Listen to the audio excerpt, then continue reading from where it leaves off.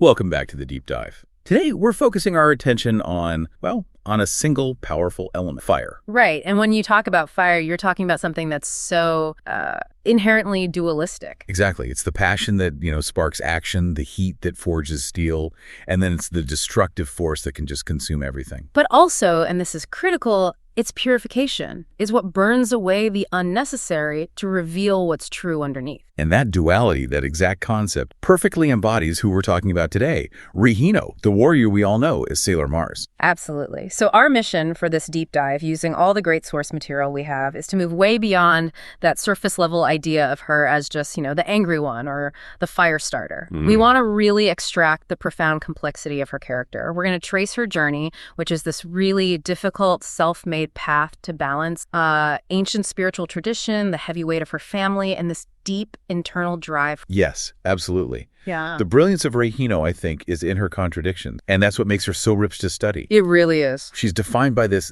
fiery, passionate aggression. I mean, she's literally the avatar for Mars, the Roman god of war. Right. And yet at the same time, she's a spiritual guardian, a Miko, a shrine maiden, who's seeking peace and wisdom and purification. These two identities, they don't just coexist. They're constantly colliding and synthesizing inside her. And you can see that synthesis right away when you just look at her core identity. She is, by definition, a resilient force. Her passion, her determination, her ability to fight back against these incredible odds, all of that is intrinsically linked to the symbolism that's just baked right into her name and her celestial connection. These are not accidental traits, They're really clear indicators of what drives her. Okay, so let's unpack this. I think we have to start right where she started, with the spiritual and traditional roots that provided the foundation for everything she would become. Our journey really has to begin at the Hikawa Shrine, because this isn't just where Rei lives, it's her entire world. It's the foundation of her spiritual training, and it's the place where she lives pretty much exclusively with her grandfather. And that physical setting is so crucial.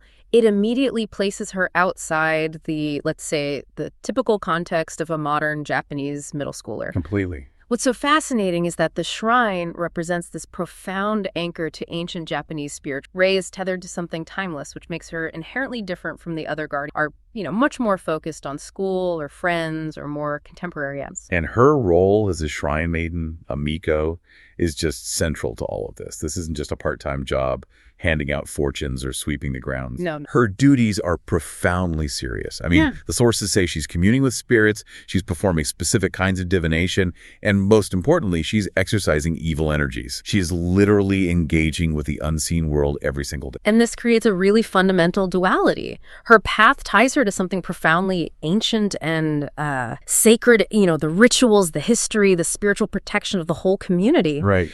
Yet she has to navigate all of that while the world right outside the shrine's gate is modernizing so rapidly. She becomes this unique kind of bridge connecting the deep, quiet wisdom of the spiritual world with the aggressive, necessary engagement she needs to survive the threats she faces as Sailor Mars. It says so much about her inner depth that she takes on this immense responsibility. It really shapes her into a spiritual warrior long before she even gets the Mars transformation pen. Oh, absolutely. She carries this weight of tradition and spiritual obligation while also dealing with, where she fits in a world that often just dismisses that kind of thing. Yeah. It's her first major balance, the quiet discipline of her spiritual life versus the aggressive fire that defines her as Mars. And we can actually overlay that internal conflict with her astrological profile. Her birthday, April 17th, that plants her firmly under the sign of Aries. A cardinal fire sign. It's almost too perfect. It's entirely appropriate, yeah. Aries rules the head. The drive, the passion, the initiation, all of it just perfectly fits her determined, fiercely independent. That Aries energy also embodies that pure warrior-like spirit, courage,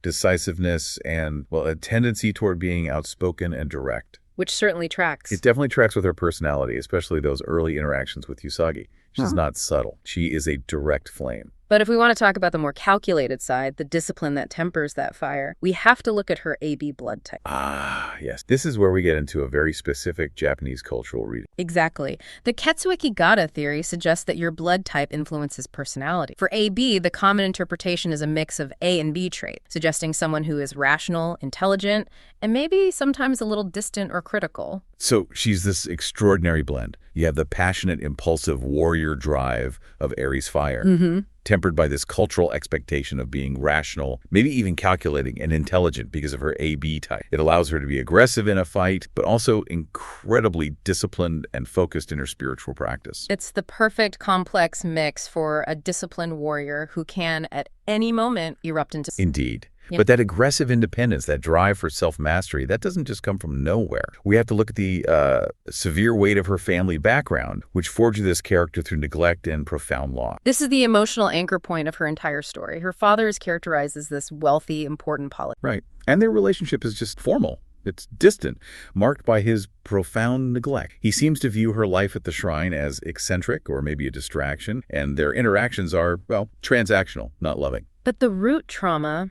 it runs so much deeper than just a distant parent. Crucially, her mother died when Rei was only 4 years old from an unexplained... an immense early childhood loss that shapes literally everything that comes after. The neglect from her father is just made so much worse because he was unable, or maybe unwilling, to step up as a caregiver after that tragedy. Think about the political context. Rei, by living at the shrine, is essentially rejecting the world of wealth and political influence her father represents. Her resentment towards him isn't just because he was absent. No. It's because he was emotionally unavailable when she needed him most, right after her mother died. He chose his work, his social standing, over grieving with his own daughter. And that abandonment creates this profound emotional chasm that Rei just refuses to let define her. The sources show us that her spiritual growth allowed her to find a different kind of peace. Right. Instead of chasing a reconciliation that probably felt impossible, she chose to focus entirely on the relationships she could actually control and value. Her chosen family. Her chosen family, the Sailor Guardians, and her grandfather. She actively learns to stop letting that family drama dictate her own worth. And that decision to prioritize chosen family and self-definition over blood ties is a huge hallmark of her entire journey. It explains her immense drive for self-fulfillment and independence. Exactly. Unlike Usagi or Minako or many of her peers, Rei's aspirations are not rooted in finding romance or getting some kind of external validation. They're entirely internal. Her dreams are about tangible, self-reliant success. She wants to stand tall as an independent career woman, or maybe more tellingly, she wants to become the respected, revered head priestess of her shrine. And both of those ambitions require discipline, dedication, and absolutely zero reliance on romantic or familial support. If you trace that right back to the trauma, it makes perfect psychological sense. Her life's pursuit to be strong, unconstrained, capable, it feels like a way to honor her mother's memory by achieving a life of meaning and significance, completely untied from her father's toxic influence. Her fire is fueled by a need for self. She builds a life where she is the master of her own fate. And this intense dedication to duty and self-mastery, it directly informs her commitment to the Sailor Guardian cause. For Rei, being Sailor Mars isn't a temporary duty. No, it's a vital, necessary extension of her spiritual identity. Her duty supersedes any fleeting personal desire, not because she's selfless, but because that duty is directly tied to the construction of her self-worth and her ultimate... And this convergence of spiritual discipline, fierce independence, and elemental passion, well, it translates into one of the most powerful and unique arsenals among all the Guardians. Let's move into how this duality actually manifests in her attack. Okay, let's talk firepower, because what's so fascinating about Sailor Mars is that her attacks are the clearest physical manifestation of her dual life. It's a complete synthesis, isn't it? The spiritual warrior and the shrine maiden all in one. Absolutely. When you analyze her attacks, they're not just elemental blast. They're a unique combination of intense fire powers and sophisticated Shinto-inspired. This shows that her commitment to her shrine maiden duty is a central, lifelong identity that directly informs her combat. She brings the Miko with her into every single battle. So let's start with the warrior side. The elemental attacks that established her early on as the most aggressive and sometimes impulsive fight. The foundational move is, of course, fire. And in the earliest arc, she introduces this move with incredible ceremony. She clasps her hands together in a very specific prayer-like mudra. It's a spiritual gesture. Before she unleashes this powerful, focused blast of flame. So even the elemental fire attack begins with a spiritual discipline. That synthesis is there from the very beginning. It's always there. And as she gains more control and experience, this evolves into the fire soul bird. Which is much more advanced, because now she's shaping the flame. It becomes this fiery bird, often described as a phoenix, that flies out, tracks the target, and just engulfs them. And that bird imagery is definitely not an accident. It links directly to her pet crows, Phobos and Deimos, whose own symbolic importance we should get into. We will. This move signifies her ability to guide, to focus, and to command the fire. She's moving beyond a simple explosive force to a guided projectile with a real purpose. Then we get to the moves that really blend spiritual geometry and elemental power, like burning mandala. Her signature move, really, in the later arc, she summons multiple fiery rings that resemble a Buddhist or Shinto mandala, and she launches them at her enemy. We should expand on the symbolism here, because this is where the deep dive really happens. A mandala isn't just a pretty shape. No, it's a geometric configuration of symbols. It's a map of the cosmos representing order, wholeness, the idealized universe. So when Mars uses it, she is literally imposing spiritual order on chaotic evil force. So her fire, in this case, isn't chaotic destruction. It's the opposite. It's purifying, structured cleansing. It's the highest expression of her discipline mixed with her elemental aggression. It shows that Mars doesn't just want to hurt the enemy. She wants to purify them out of existence. It's an act of spiritual warfare, just carried out with flame. And finally, showcasing her growing precision and control, we get Mars Flame. This is a powerful, high-precision attack. She manifests a bow and arrow made entirely of fire and launches a single, deadly flaming arrow. This is the move of a highly focused warrior. It emphasizes deadly act and confirms that she has completely mastered the impulsive nature of her own fire. But the core identity, the one she had before she ever transformed, that's entirely encapsulated in her spiritual exorcism attacks. Yes, these are the techniques she performs before transforming Mars, which proves that the power is inherent to Rei Hino Shrine. We're talking about her signature phrase, evil spirits be gone, or Akurio Taizan. This is the technique where she uses those paper talismans. The Ofuda. She recites the phrase and hurls at her target. Okay, we need to explain the significance of the Ofuda. Why is this particular paper talisman so crucial to her spiritual role? Well, the Ofuda are sacred amulets in Shinto and certain forms of Buddhism. They're usually inscribed with the names of kami spirits or powerful prayers. So it's not just a piece of paper. Not at all. When Rei uses them and recites Akurio Taizan, she's drawing on centuries of spirit. They function as focused points of divine energy, and their effect is multifaceted. They can immobilize an enemy, they can purify and fully exorcise evil spirit, or they can just significantly weaken a supernatural enemy. So she is unique because she doesn't rely solely on the gifts of the Moon Kingdom. She is a powerhouse drawing on ancient Japanese spiritual practices and elemental celestial power. Exactly. Which raises an interesting question. If her spiritual powers are so strong, does that suggest her connection to Shinto practices is maybe superior or older than her sailor guardian abilities? That's a fascinating question, I would argue. Yes. Her spiritual discipline precedes her identity as Sailor Mars. The guardian power, it amplifies her fire, giving her offensive might. But the Akurio Taizan confirms her defensive, purifying, non-physical combat capability existed as Rei Hino. So she was destined for spiritual defense anyway. I think the sailor power simply gave her a planetary extension of that mission she was already. And connecting back to our companions, the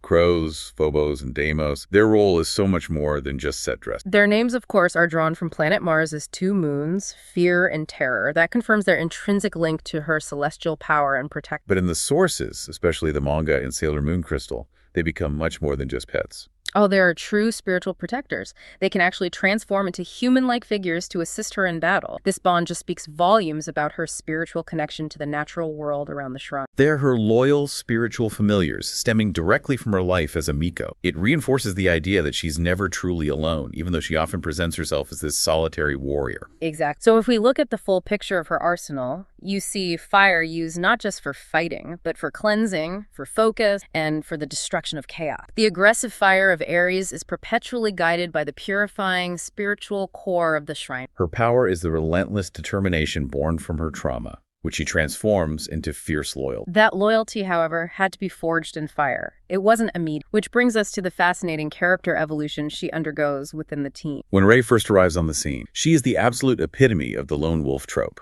Oh, completely. She's accustomed to this reclusive life of discipline at the shrine, and she has this deeply ingrained belief that fulfillment comes from self-mastery. And that leads to this immediate aloofness. She wasn't just quiet. She actively preferred handling things alone. Her life at the shrine had reinforced the idea that she was sufficient unto herself, which created a lot of distance between her and the others, who probably seemed frivolous or distracting by comparison. And this confidence, it borders on superiority, immediately set her on a collision course with Usagi. The friction between Rei and Usagi is one of the most memorable dynamics in the entire season. It's iconic. It was a fascinating rivalry because it wasn't just about their personalities. It was fundamentally ideological. Rei constantly criticized Usagi, perceiving her as immature, irresponsible, flighty, and just, utterly lacking the seriousness required for leadership. Of a team tasked with saving the universe, no less. She felt Usagi's emotionality was a liability. Rei represented represented discipline, self-control, calculated action. And Usagi represented emotional intelligence, reliance on others, well,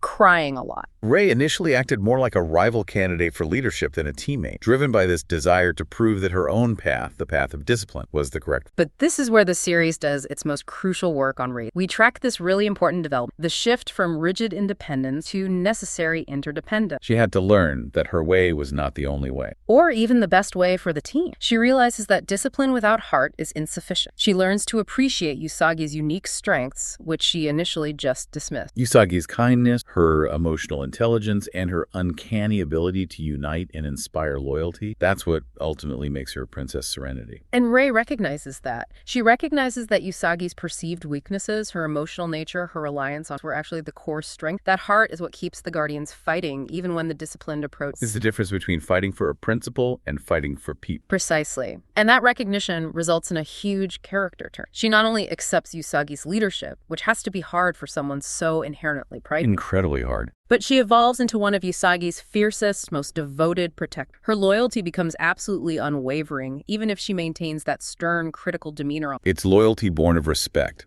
not forced submission. It's the fire that hardens steel. Her devotion solidifies her role as the necessary counterpoint to Usagi's softness. Yeah, if Usagi is the moon, reflecting light and emotion, Rei is the planet Mars, providing the necessary. This transformation completely recontextualizes the meaning of her fire. Her flames burn away evil not out of personal hatred or impulse anymore. It's out of profound love. Love for the friends she chose and for the world she is sworn to protect. It's the highest form of spiritual. Her ultimate power really is her relentless determination and resilience. She transforms from the lone wolf focused purely on self-mastery to a devoted team player. She masters that internal battle of letting down her guard, allowing her external fire to become a tool of protection guided by loyalty and love. It's the emotional tempering of the fire. But how much emotional tempering she undergoes depends entirely on which version of her story you're following. Yes, we absolutely have to dive into the contrasting portrayals of Rei Hino across the different media. This is one of the most critical sections for understanding her contradiction, because the manga Rei and the 90s anime Rei are so different, they almost feel like they exist in separate universes. Especially when it comes to their personal lives and romantic pursuits. In the original manga,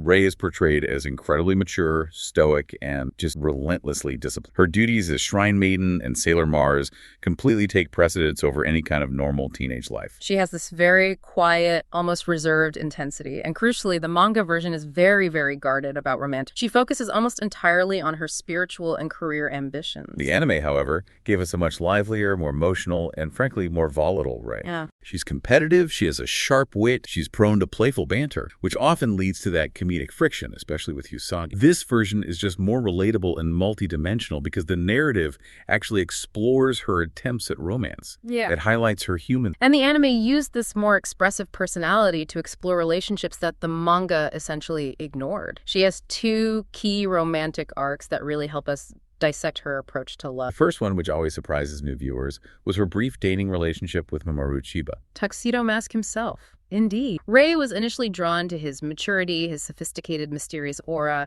and his general air of confidence. All qualities she valued highly and often found lacking. Right. They briefly dated, and it showed a softer, more conventionally. But the sources make it really clear that this relationship was more about an external attraction than any kind of genuine deep love. Her feelings for him never really rooted themselves, and the moment she realized the profound, unshakable connection Usagi and Mamoru, she didn't become spiteful or possessive. No, she did the exact opposite. She performed one of the most mature acts in the entire series. She gracefully steps aside without any bitterness. It's a profound moment of emotional intelligence. The abrasive, fiery, competitive Rei Hino recognized a deeper, more profound loved one that maybe she wasn't ready for, and she prioritized the greater good of her friends and the leader of her. That one act speaks volumes about her self-mastery. It shows that her maturity isn't just about spiritual discipline, it's about recognizing genuine emotional integrity, even when it's painful. Then we have the arc that gives us a much lighter, more heartwarming, and slightly comedic view of her, the dynamic with Yuichiro Kamada. Ah, Yuichiro, the wandering musician who starts working at the Hikawa Shrine, basically as Rei's assistant. This is a beautiful study in guarded affection. The relationship is characterized by his almost puppy dog devotion and entirely unrequited affection. Which is met initially by Rei's complete disinterest and exasperation. She's just too serious for his comedic timing. But what makes this relationship so compelling is the slow burn. Rei, over time, undergoes this gradual softening toward him. While she never explicitly reciprocates or acknowledges romantic feelings, staying true to her guarded nature, her actions She becomes fiercely protective of. We see these subtle signs of appreciation, especially in scenes where Yuichiro puts himself in physical harm's way to defend her. She values his loyalty and his devotion, even if she refuses to label it romantic. This suggests that the intense loyalty she demands from herself is something she can eventually accept and protect in others. It confirms that even the disciplined, guarded Sailor Mars is capable of deep emotional connection, even if it takes the form of profound protective appreciation rather than conventional romance. But to understand why her heart is so intensely guarded, why she can only manage to soften toward an unconditionally loyal figure like Shiro, we have to go back,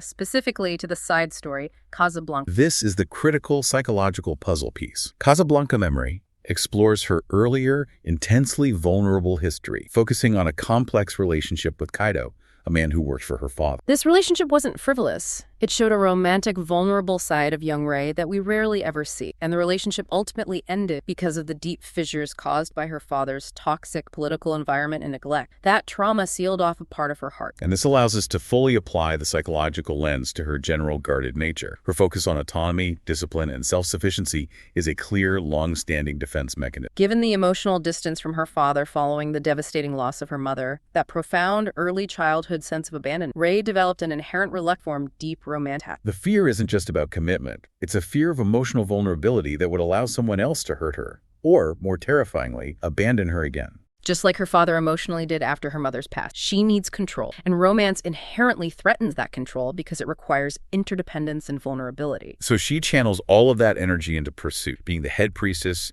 being a career woman that only require control, discipline, and absolute self-reliance. She saves herself over and over again because she is terrified of relying on anyone else to do the saving. What's fascinating is that her fire, which is so destructive to her enemy, is internally used as a wall, a defense mechanism to keep others at bay, ensuring she remains emotionally unconstrained. It's the ultimate expression of her independence. And yet, as the series progresses, her greatest growth is realizing that the people she chooses, Usagi, Ami, Makoto, Minako, they provide a foundation of loyalty that is safe. She can rely on them, and that allows her fire to transform from a defensive wall into a beacon for protection. Her journey is about learning to manage that internal contradiction. She remains fiercely independent, but she becomes fiercely protective of her chosen family. That's the Tamil fire we see by the end of her arc. #tag outro. So if we synthesize all these threads, the spiritual foundation, the trauma of abandonment, the drive for independence, and that fiery arsenal, Rei Hino emerges not just as the warrior of fire,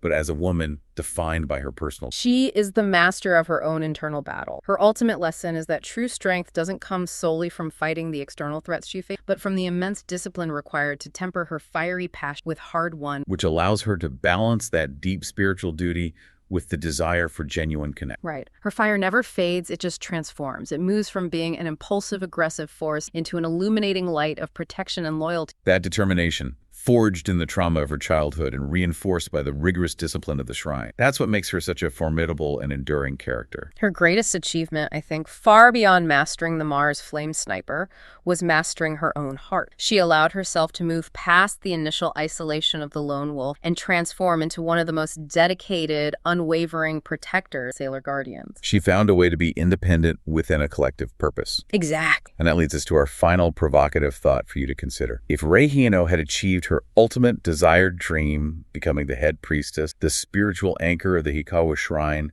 maintaining all those ancient traditions while commanding the immense celestial power of Mars, how would her unwavering independence, her rejection of vulnerability, and her fierce commitment to self-reliance have fundamentally altered the governance and the future operational dynamics of the entire Sailor Guardians organization? Would she have maintained the emphasis on Usagi's emotional leadership, or would she have tried to steer the organization toward a more disciplined, stoic path? The fire of Mars always seeks control and order. That question gets right to the heart of her ongoing struggle, balancing self-sufficiency with the profound requirement for collective reliance in saving the universe. A powerful thought to end on. Thank you for joining us for this deep dive into the untamed fires of Sailor Mars. We'll see you next time.